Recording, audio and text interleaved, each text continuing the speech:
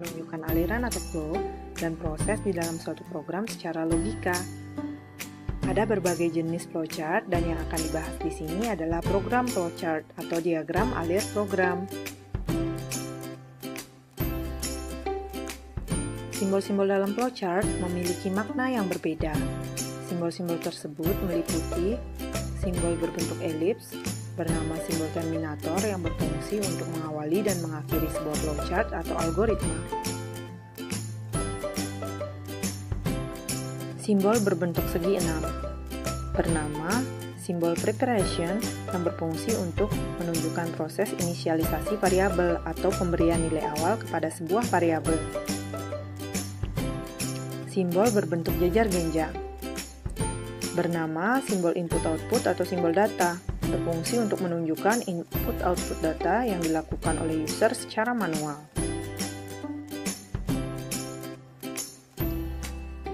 Simbol berbentuk persegi panjang, bernama simbol proses, berfungsi untuk menunjukkan proses yang dilakukan oleh mesin komputer.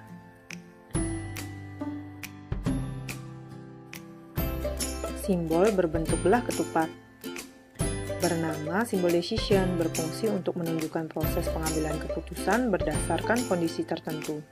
Untuk menghubungkan semuanya, digunakan simbol anak panah bernama simbol arrow yang bertujuan untuk menunjukkan arah aliran. Contoh flowchart pertama. Di sini kita akan belajar membuat flowchart sederhana. Misalnya, untuk membuat flowchart luas lapangan sepak bola. Jika diketahui panjang sama dengan 120 meter dan lebar sama dengan 90 meter. Nah, flowchartnya adalah pertama dengan membuat simbol terminator bertuliskan start terlebih dahulu karena setiap flowchart diawali dengan simbol ini. Oleh karena panjang dan lebarnya sudah diketahui, kita membutuhkan simbol preparation untuk memberikan nilai awal pada variabel berupa panjang sama dengan 120, lebar sama dengan 90. Berikutnya, kita akan menghitung luas lapangan sepak bola dengan menggunakan simbol proses lengkap dengan rumusnya berupa luas sama dengan panjang kali lebar. Untuk menampilkan hasilnya di layar monitor, kita membutuhkan simbol output bertuliskan write luas dan flowchart diakhiri dengan simbol terminator bertuliskan N. Untuk menghubungkan semua simbol ini digunakan simbol arrow yang berbentuk anak panah dan menunjukkan arah aliran. Dengan demikian, flowchart untuk menghitung luas lapangan sepak bola pun selesai. Contoh flowchart kedua. Bagaimana jika kita ingin menghitung luas lapangan basket, atau luas lapangan tenis, atau bahkan luas kolam renang yang sama-sama memiliki bentuk persegi panjang seperti lapangan sepak bola, tetapi tentu saja panjang dan lebarnya berbeda? Nah, disinilah diperlukan simbol input. Kita bisa menggunakan flowchart yang tadi dengan menggunakan simbol input untuk mengganti simbol preparation. Bertuliskan read panjang, lebar, sehingga dengan ini user dapat menginputkan nilai panjang dan lebar yang berbeda secara manual. Contoh flowchart ketiga. Pada contoh flowchart ini, kita akan menggunakan simbol decision, misalnya untuk membuat flowchart berdasarkan logika lampu lalu lintas. Flowchartnya akan menjadi seperti ini. Seperti biasa, sebuah flowchart selalu diawali dengan simbol terminator start. Kemudian kita membutuhkan simbol input untuk membaca warna lampu dari user.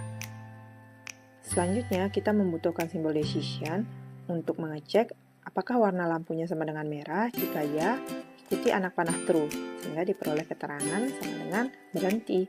Jika tidak, ikuti anak panah false. Kita membutuhkan satu simbol decision lagi untuk mengecek apakah warna lampunya kuning. Jika ya, ikuti anak panah true sehingga diperoleh keterangan sama dengan hati-hati. Jika tidak, ikuti anak panah false. Otomatis warna lampunya hijau sehingga keterangannya sama dengan jalan. Untuk menampilkan hasil keterangan ini di layar monitor, kita menggunakan simbol output bertuliskan write keterangan.